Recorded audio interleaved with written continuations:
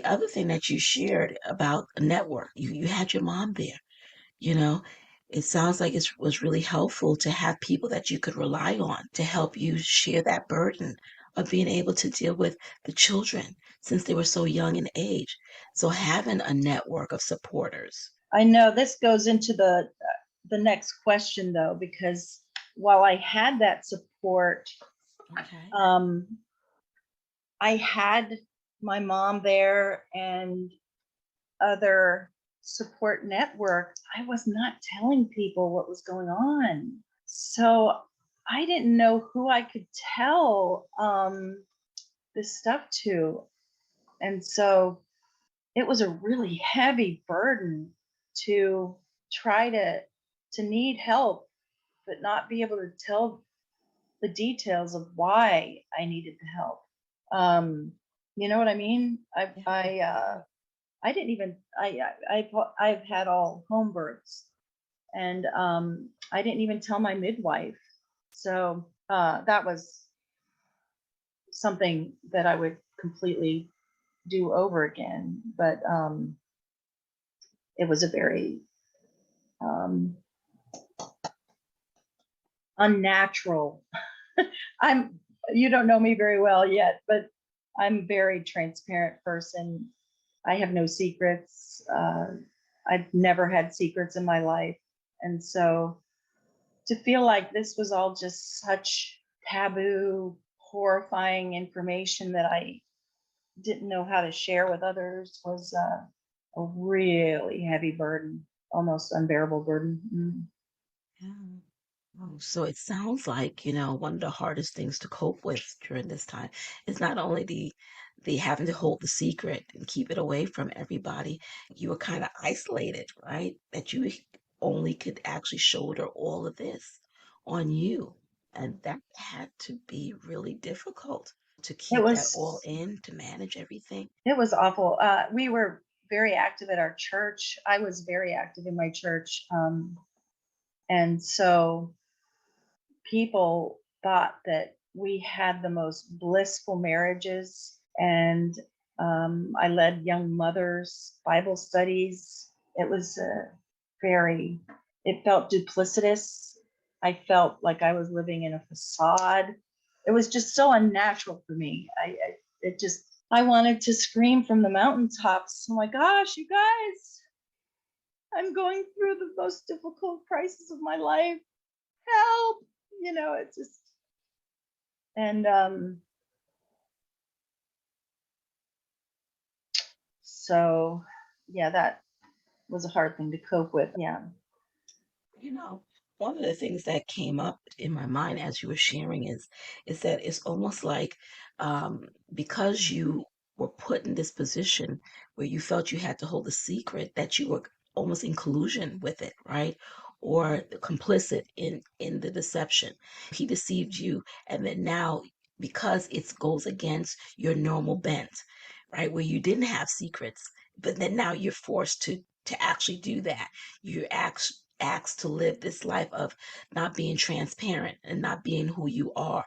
So in essence, it pits you against your own self, your own values, the things that you value the most. That has to be hard, such conflict, because it's like, well, who am I? This is not how I've known myself, but there was something that was telling you that you needed to do this, Mhm. to hold this, to protect it, right? To keep it secret, but it's not who you are. So there's this duality that's going on here. The person that you knew before, and then this person that you're being forced to become in order to try and manage the situation and just survive it. Yeah, there was the other element. Another reason why I felt like I wasn't sure who I could tell was because some of my husband's clients were very famous people, and he had a very high end clientele. So I was pretty much protecting his reputation over my own authenticity. Um, I don't remember him asking me to do that though. I just felt like um, I felt like it was expected of me. I don't know. Mhm. And that's hard to deal with, right? Because you were dependent on him financially. And so you had to take that into consideration as well. The financial repercussions that could happen if it got out and it spiraled. What would that mean for you? So, even with that, you were keeping the family safe. You were keeping your children safe. You were keeping yourself safe by safeguarding the income. Hmm. Okay. Um, until you knew what you wanted to do, you didn't do anything that would cause it to be worse. So, in essence, you were trying to keep everybody safe financially as well. Yeah, That because makes sense. as part of this letter writing thing that he did, he was seeing that he needed to change his career, um, change his uh, two of the places that he worked at, where he was, meeting with people, like young women who he was meeting with behind my back. He needed to work. He needed to take himself out of those settings. So we were already facing a devastating financial hit by him doing that.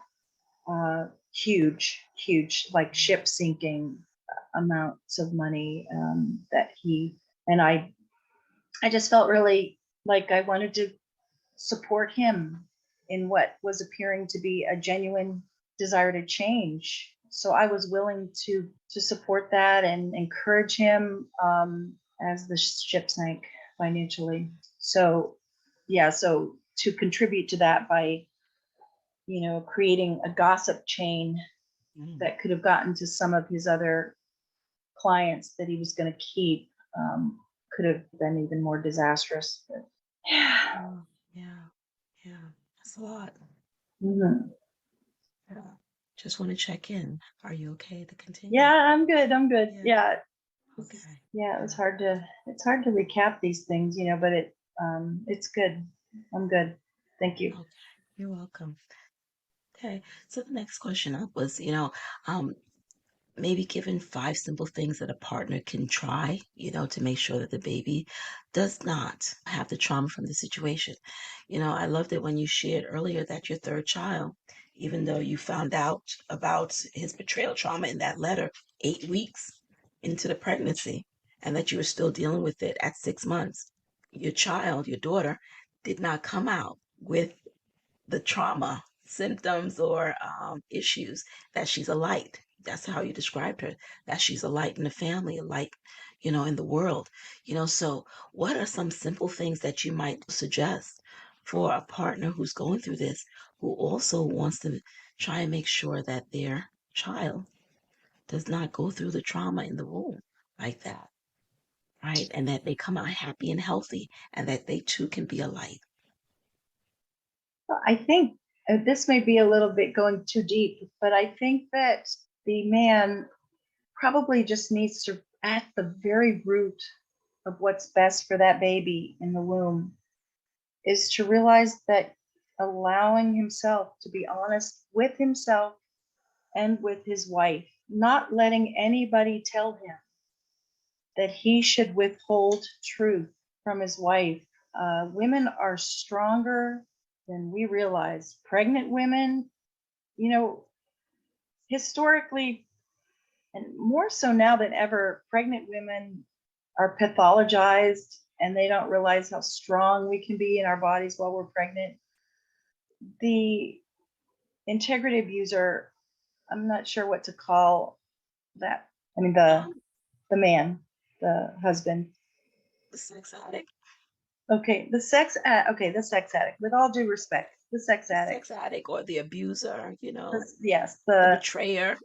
the betraying, abusive sex addict, and Oh, wow. Yes. we'll Okay. give it the full whammy. We love you Okay. dearly, but what I would say would be to let the full truth be known. Know that that is in the best interest of the wife, the baby, the Yeah. entire family. But do that within a setting of support and love. I would suggest that if there's more truth that a husband needs to say, that he allows and invites a couple key family members into a therapy session with a therapist or a coach, and that he allows the situation to be cloaked with support for his wife. That will give her a sense of safety as she learns new information. Whoever is most important to her in her life, who she talks to on a regular basis, should be there when he tells her more information. If the wife, even if the wife, there are some more private women out there who just really want to keep it private. They feel better with that. That feels safe to them. Not because they're trying to protect their husband's reputation or their family's reputation. Mm-hmm. It just feels safer to keep it private.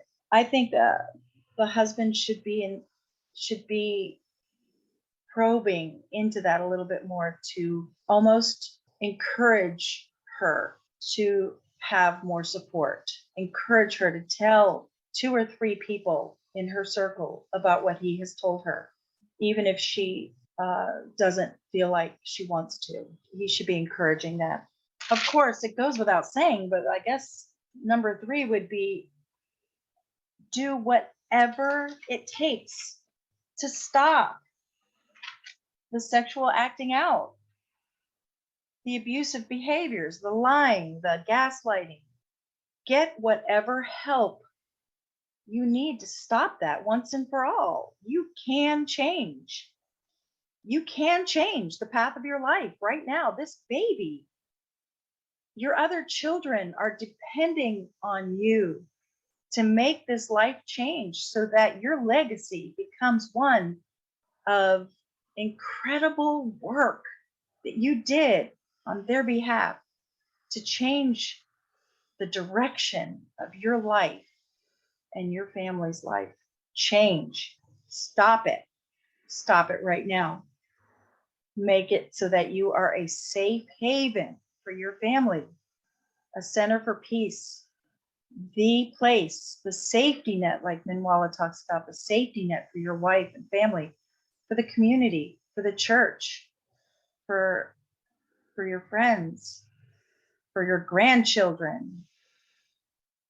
Make it so that your grandchildren, great grandchildren read about you and about the bold and heroic work you did to change your life around.